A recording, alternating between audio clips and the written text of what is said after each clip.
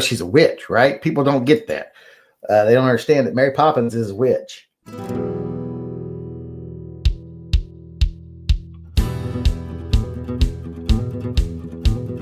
Hey everybody, and welcome to Shooting the Shit with Yankee. As always, I'm Yankee, so let's start shooting.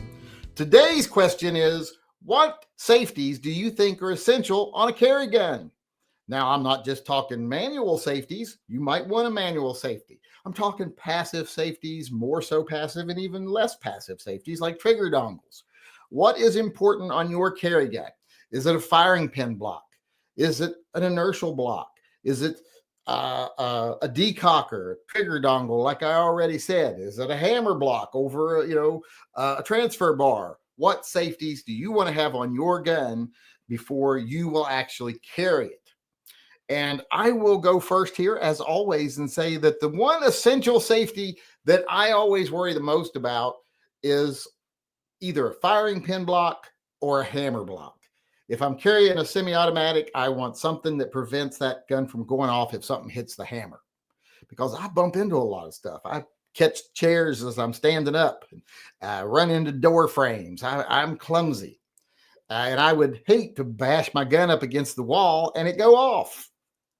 So I want something that either blocks that firing pin or blocks that hammer. So either a firing pin block in a semi-auto or a hammer block in a revolver. A lot of people think revolvers, no safeties. Almost every modern revolver has a safety.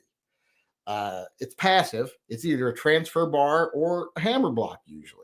It's either a little bar that stays up in the way and keeps the hammer from hitting the firing pin when the trigger's not pulled, or it's a little bar that stays down when the trigger's not pulled and the hammer can't go forward far enough to hit the firing pin, and it actually has to get up there between them to make be able to transfer that inertia. So even revolvers have safeties. So those are my answers right there. I want something that makes it to where that hammer, because everything I carry has a hammer. So I want something that makes it to where if that hammer gets hit, it's not going to fire that gun, whether it be a revolver or a semi-auto. And that also does help with drop fires, drop safety, etc. Let's see here what other people had to say. Let's get over here to the comments. Practical Bacon says, just some kind of internal drop safety.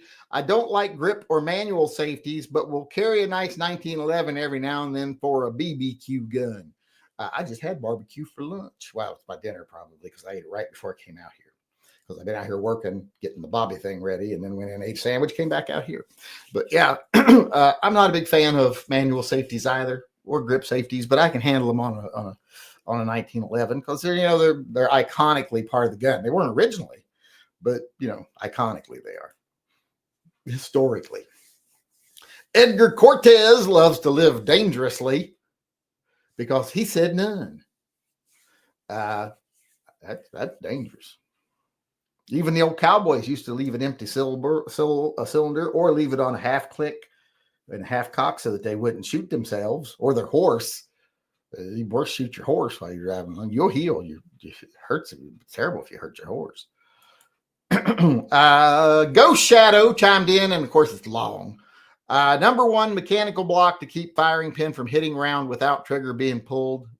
Yep, that's what I chose. Mechanical safety prevent trigger hammer from moving. You mean from moving at all? I'm not sure what that one would be. Gummy Wuzzle.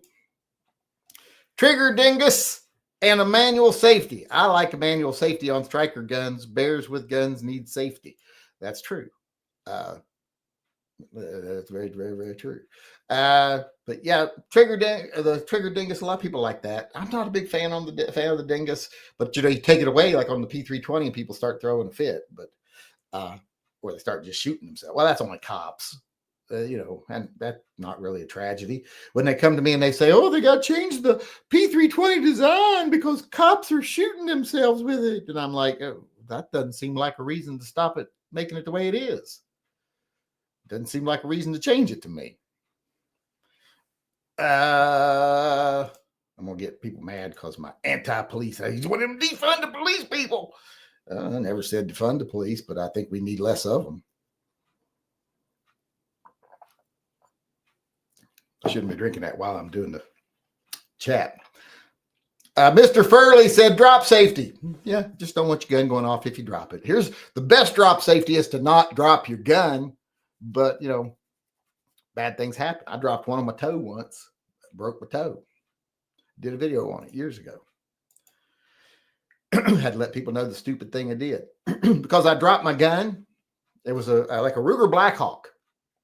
So there was like no danger of it going off, but I dropped it and it was falling towards the concrete floor. So I shoved my foot under it and it bounced on my foot, hit my foot instead of hitting the floor, which saved the gun from being damaged, but broke my toe, smashed my toenail, lost that toenail. Mike White, 2A Advocacy, said, how about every safety ever invented on one gun? Well, that would be just carry tactical butterscotch. That would be even better than that. You just got to learn your pattern so you can distract the bad guy while you reassemble your gun. That's why you got to practice, you know, your soft shoe and your entertaining banter. Sean Bane, being entertaining is going to be hard for a lot of you. A lot of you is dry as toast. I've met several of you. Some of you is, you know, a little, I would say, white bread. No, I'm not talking about you, fat salami. I'm talking about fat salami. Sean Bain says, I like decoders on carry guns. What are you decoding? You mean like a what do they call that stone? The Rosetta Stone on the side of your gun? What is he like? One of them wind talkers or whatever they are? He's saying, I think we might have a spy here, or unless he meant decocker instead of decoder. John Mandrich chimed in and said, decocker and drop safe. I like a good decocker myself. A lot of people, that's what they call their wife. But I like a good decocker, and I do like a gun to be drop safe. And I like, you know, that's why I like a firing pin safety.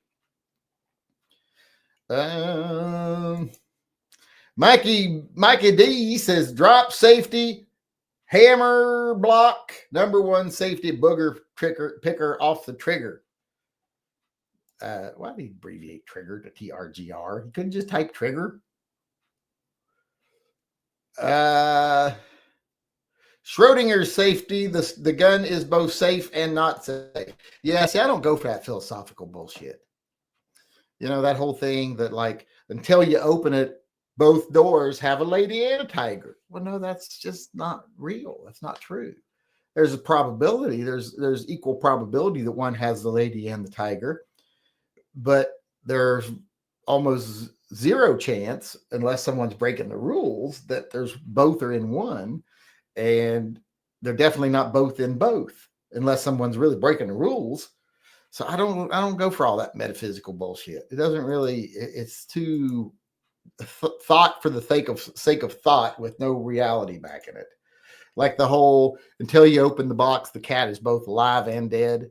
No, he's either alive or he's dead. You just, whether you're aware of it or not, I don't think has an effect on reality. A lot of people like to pretend that their consciousness and their awareness is what shapes reality. And I'm the other way around. I think reality is what shapes your consciousness.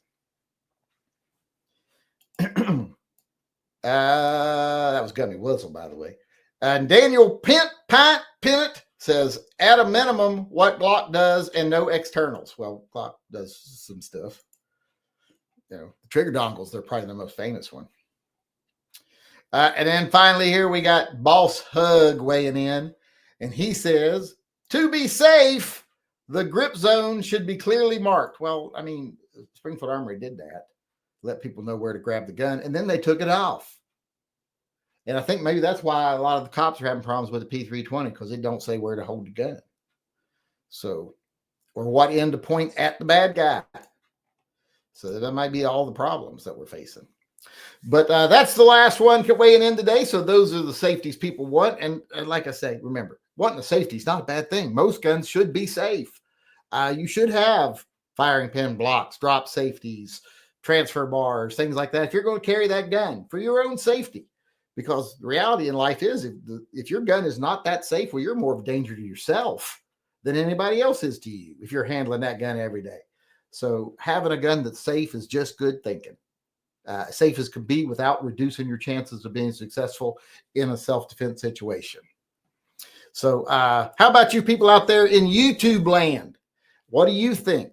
What essential safeties do you require on a carry gun before you'll consider it safe for carry? Let me know in the comment section below. If you want to weigh in on this topic or one like it in person, come to our live chats. We do them every day at 6 p.m. except for Wednesdays when they're at 7 p.m.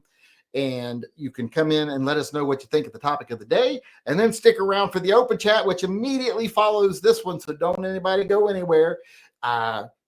Stay for that and talk about whatever you want, even if it's an old topic that you just want to address.